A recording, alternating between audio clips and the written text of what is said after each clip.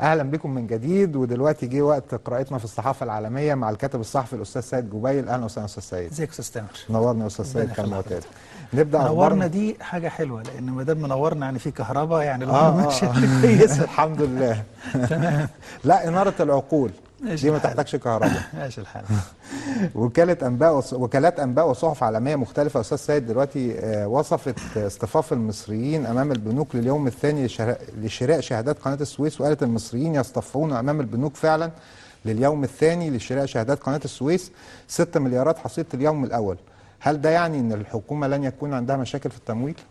بالنسبه لمشروع قناه السويس، اه هو المطلوب في الجزء الاولاني من مشروع تطوير منطقه قناه السويس، اللي هو القناه الجديده والست انفاق، حوالي 60 مليار. هم فكروا بخطة، يعني بلان A والخطة ألف والخطة بي. الخطة ألف إن هم يستعينوا بشهادات الاستثمار اللي حضرتك كل الشعب دلوقتي عارف عنها. بالمناسبة أنا اكتشفت إن في بعض الناس مش عارفين قوي، لأنه في خلط بين عدة أمور. إذا كان عند حضرتك نص دقيقة يعني إفادة الناس، إنه الفكرة إنه في ناس، يعني هو شهادات الاستثمار على 12%. الهدف الأول هدف الحكومة إنه يجمعوا، لو قدروا يجمعوا 60 مليار يبقى كويس جدا. إذا ما قدروش يجمعوا 60 مليار بشهادات الاستثمار، هيلجأوا إلى الخيار الثاني وهو سندات. سندات يعني هيقترضوا تقريبا زي يعني شهادات الاستثمار، بس النظام مختلف شوية، ويجمعوا برضو بفايدة.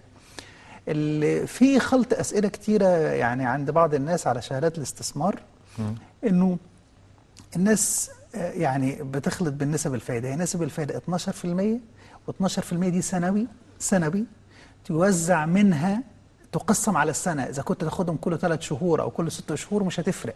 فهو في النهاية إجمالي، يعني إذا أنت حطيت 1000 هتاخد 120 جنيه في السنة، حطيت 10000 أنت هتاخد 1200 جنيه في السنة ومضاعفتها.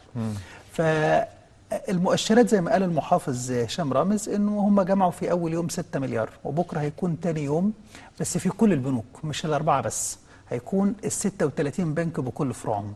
يعني شهادة قناة السويس لغاية يوم الخميس كانت في بنك قناه السويس والاهلي ومصر مصري والقاهرة.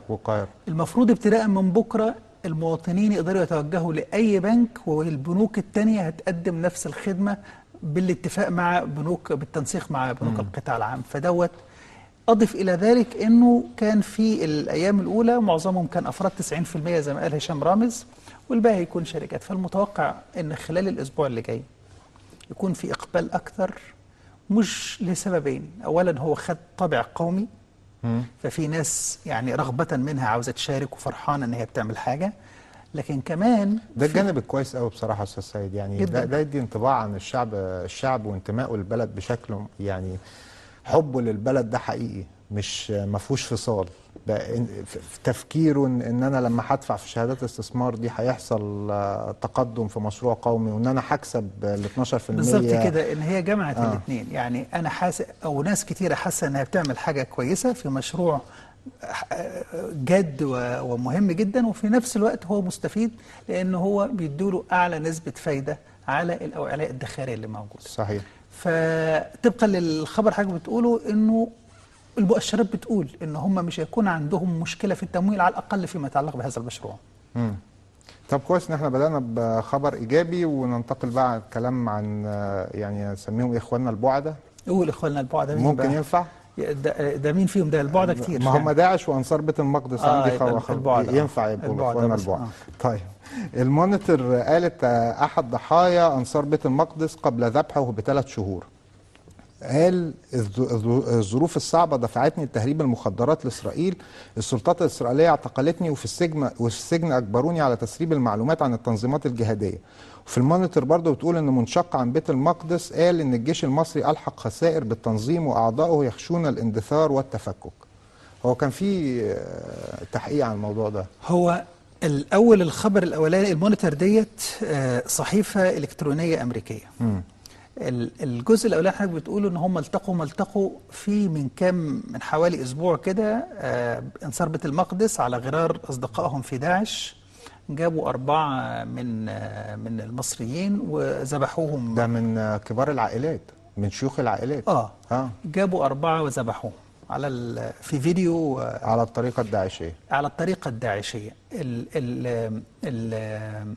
دلوقتي القاعدة بالنسبة لهم ناس معتدلة بالمناسبة، يعني أسامة بن لادن وأيمن الظواهري ما عملوش كده. حضرتك كنت بتتكلم قبل كده على الموضوع ده وقلت إن إحنا اللي بنشهده ده الجيل الثالث من القاعدة. يعني ده التطور المرعب للفكر الأصولي اللي خد أشكال كتيرة، يعني أبرزها لما كنا بنتكلم على القاعدة دلوقتي حتى جبهة النصرة بقت مقارنة بداعش حتى في أداء في سوريا مستنيرين.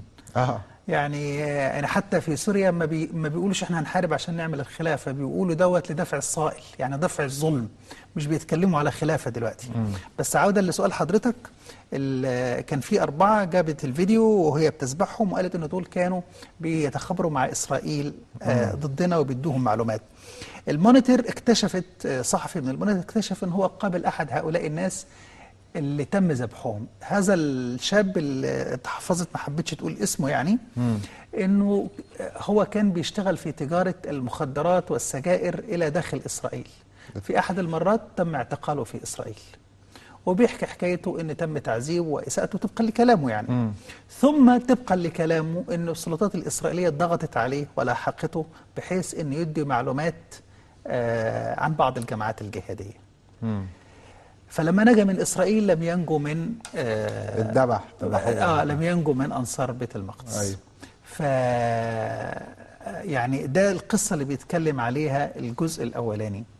الجزء الثاني ان جابوا احد المنشقين عن انصار بيت المقدس، ومش قادر اتخيل ان في حد جوه بينشق، في الغالب بقى انضم لحاجه ثانيه يعني حاجه مستنيره زي القاعده كده مثلا او حاجه مش عارف انشق راح فين. طور فكره طور فكره شويه او كذا يعني.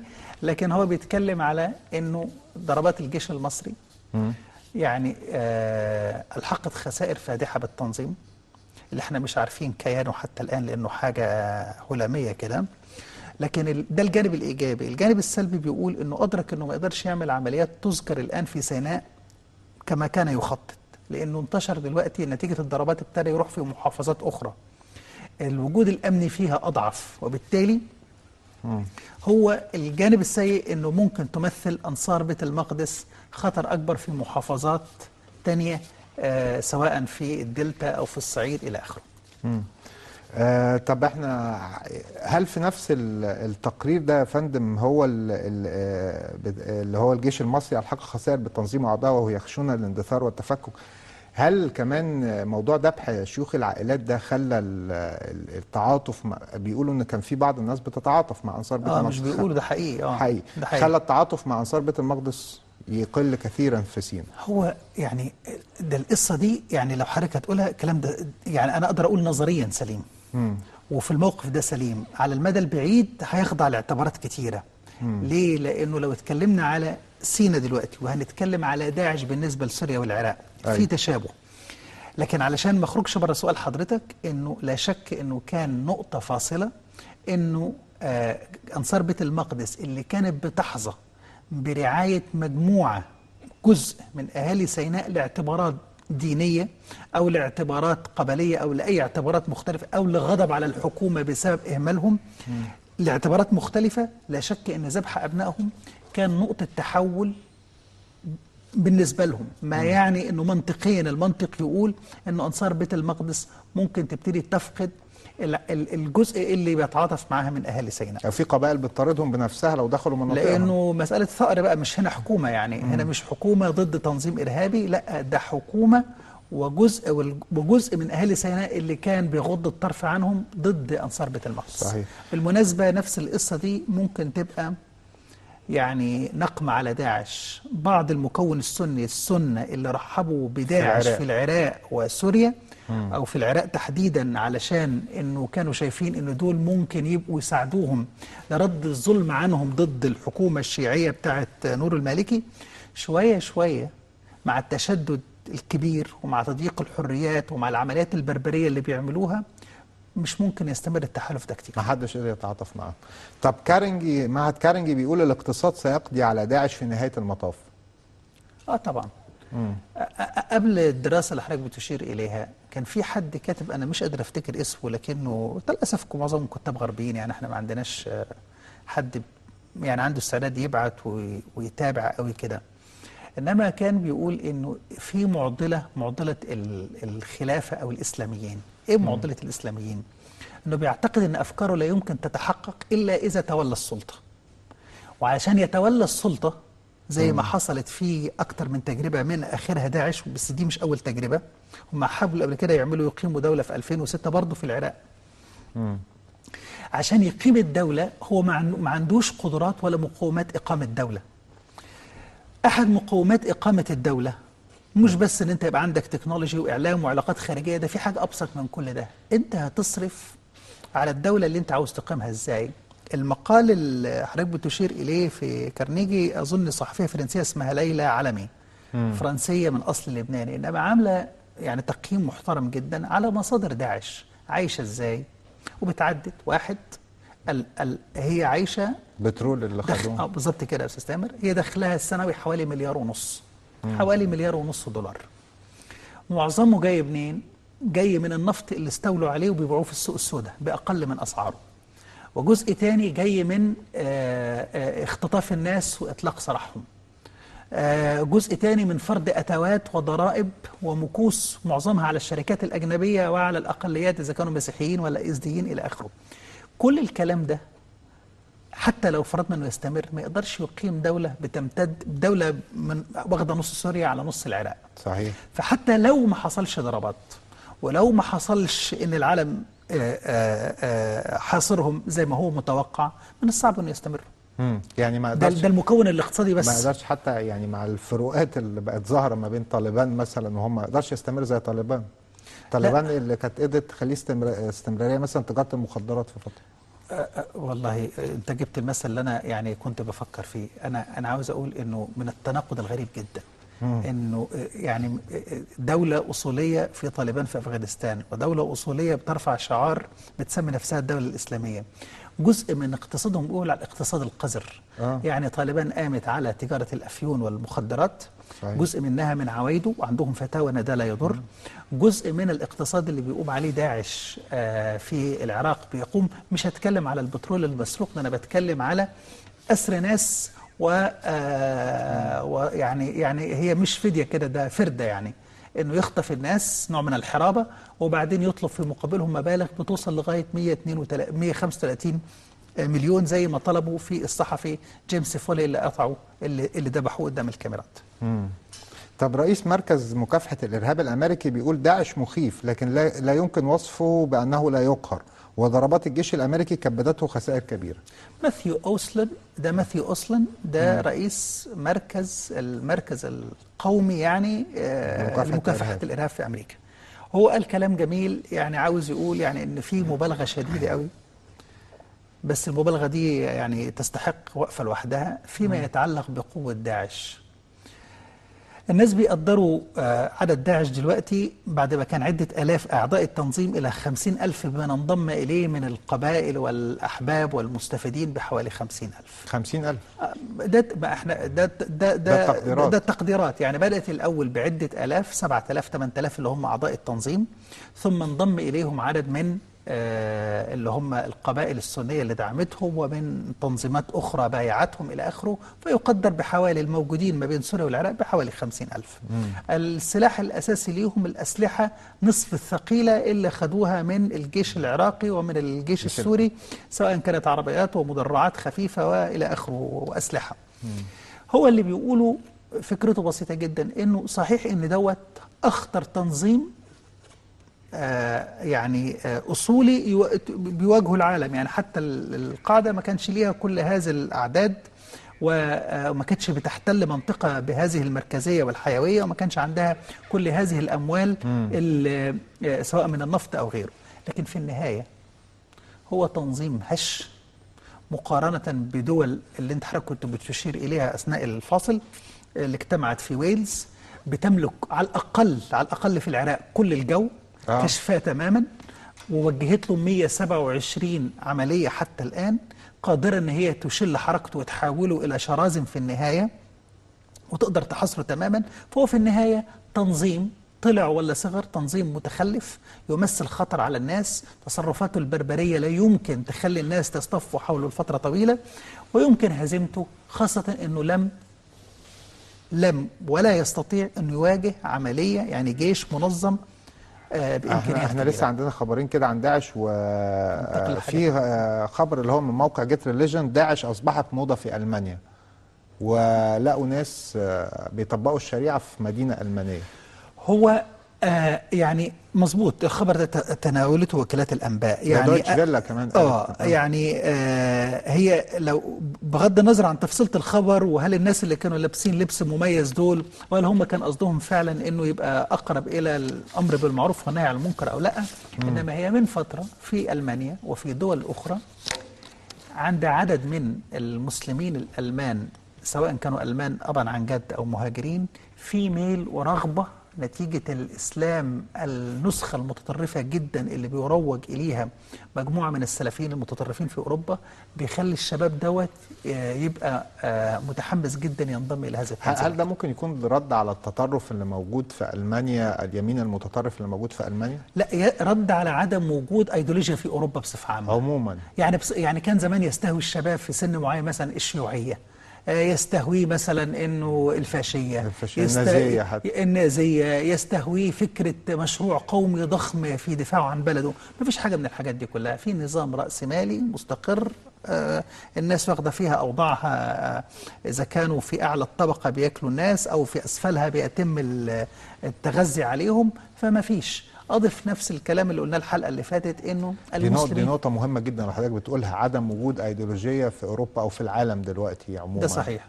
بتؤدي الناس الإنسان بتتطرف، يعني التطرف ده ما ملوش علاقة بالظروف الاقتصادية، وكان معاه دكتور عمار علي حسن يوم الأربعاء قال لي نفس الكلام، قال لي ما ملوش، ممكن ما يبقالوش علاقة. لا مش بالضرورة، وأحيانا الناس لما مش حاجة تتطرفوا ليها ممكن يقتل واحد لأنه بيتشجع الأهلي ولا الزمالك ولا برشلونة. صحيح. يعني في بعض الناس عاوز يدور على فكرة يتحمس لها ويتطرف ليها. فالألمان وغيرهم من الدول عندهم مشكلة إنه عدد، بالمناسبة في التقديرات الغربية من أكثر من مكان، من أكثر من وزارة خارجية ومن أكثر من جهاز استخباراتي، في حوالي 12,000 أجنبي انضموا إلى داعش. الأجنبي ده ممكن يكون مصري، ممكن يكون ماليزي، ممكن كذا، منهم 1000 أوروبي ومنهم 100 أمريكي. 1000 أوروبي و100 1000 أوروبي و100 أمريكي. فكل دول من الناس اللي هم بتستهويهم فكرة الجهاد أو بيستهويهم التطرف. ما هو أنا أقصد الجهاد، يعني ما هو مش بجهاد، يعني تعبير إعلاميا يعني لأن ممكن يستهويهم التطرف حتى لو ما كانش مع داعش، ممكن هيبقى في حاجة تانية. في أي مكان تاني. طب ما هي جبهة النصرة قامت على نفس الفكرة، ما هي جابت مجاهدين. أنت كان نائب أبو بكر البغدادي راجل من الشيشان، فأنت حضرتك، وهو ده الأستاذ خالد كان قبل الهوا بيسأل إيه اللي بيحصل في ليبيا. عندك مكان جاذب جدا، أستاذ خالد مخرج البرنامج. أيوة. فمكان جاذب جدا إلى متطرفين من كل العالم بيشوفوها قبلة جميل، غير ان هو بزنس، يعني غير ان هو بزنس ودي قصة تانية، انما بيعتقدوا ان دوت بيلبي نداء فبيجي بغاث الارض، وكل الناس اللي من كل مكان سواء كان من. طب وزير الخارجية الليبي يا استاذ سيد بيقول نرفض اي تدخل عسكري اجنبي لحل الصراع الدائر على الساحة الليبية، وده كان في تصريحات للصحفيين عقب لقائه اليوم السبت مع الامين العام للجامعة العربية نبيل فهمي.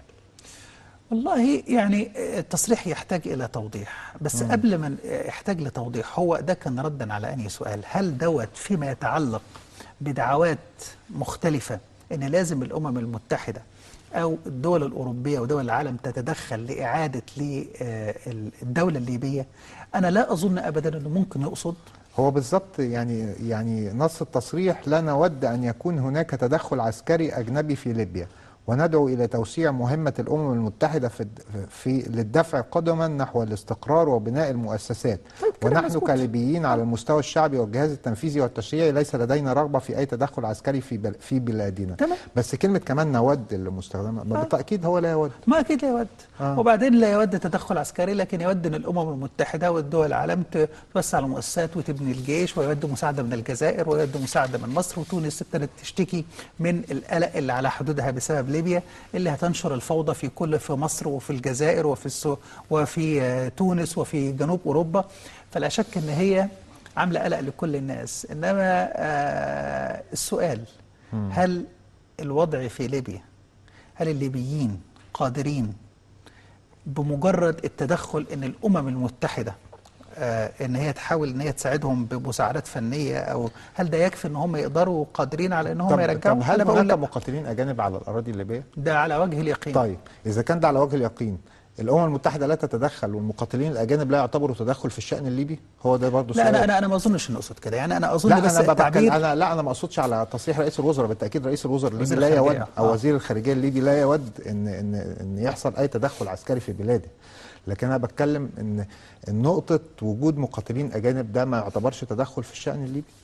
ده نقطه تدخل في الشان الليبي ونقطه فوضى، مش بس ان هي تقلق الليبيين، ده تجاوزت قلق الليبيين الى قلق المصريين والجزائريين والتونسيين والافارقه والاوروبيين وكل الناس. فده مساله بديهيه جدا.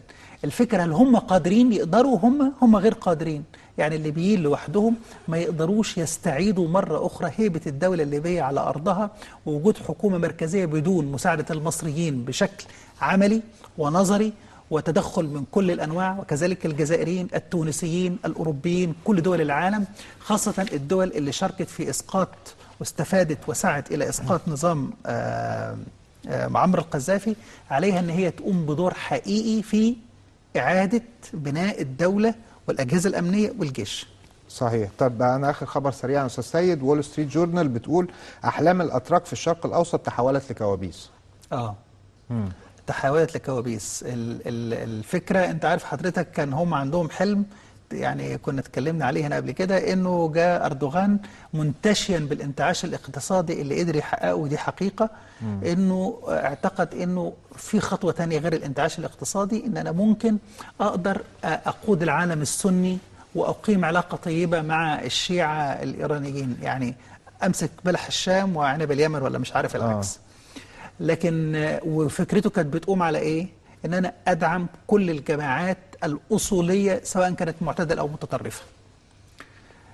سياسته ديت بعد 3-4 سنين من الربيع العربي حتى الان ادت الى التالي: السعوديه غاضبه بشده وتريد معاقبته على الاقل اقتصاديا. مصر علاقتها متوتره تقترب الى حد القطيعه. دول الخليج مش السعودية بس، الإمارات والكويت، كل هذه الدول قلقة. تسمح لي أضيف حاجة يا أستاذ سيد؟ يعني غير العلاقات الدبلوماسية، البشمركة اللي هو العساكر الأكراد أو الجيش الكردي اتفتح له مخازن السلاح الأوروبية. ألمانيا بتدي لهم سلاح كتير دلوقتي. وده يعتبر تهديد للدولة التركية بشكل أو بآخر. ده هو عنده مشكلة أكبر، إنه أحد الحاجات كانت أحد الثوابت في السياسة الخارجية التركية في الفترة اللي فاتت، إنه يسيب حدوده يخش منها الجماعات الأصولية عشان تخش تجاهد بهدف إنه يحقق أهدافه، إنه يحاصر الحكومة الشيعية اللي كانت أحد خصومه ويساعد على إسقاط بشار. الوضع دلوقتي إنه وجد إنه بعد شوية انقلب السحر على السحر كالعادة، وتحول دول إلى ناس انضموا إلى النصرة والناس انضموا إلى داعش، ودلوقتي بيهددوه عشان ما فيش إخلاص في النوايا، علشان إنسان سيء. أستاذنا الكاتب الصحفي الأستاذ سيد جبيل، نورتنا وشرفتنا يا فندم. ربنا يخليك. مشاهدينا، وصلنا لنهاية فقرتنا دلوقتي من الأخبار العالمية. لسه مستمرين معاكم فقرة تالية عن انقطاع الكهرباء وهامة مع الزميلة منى الشرقاوي.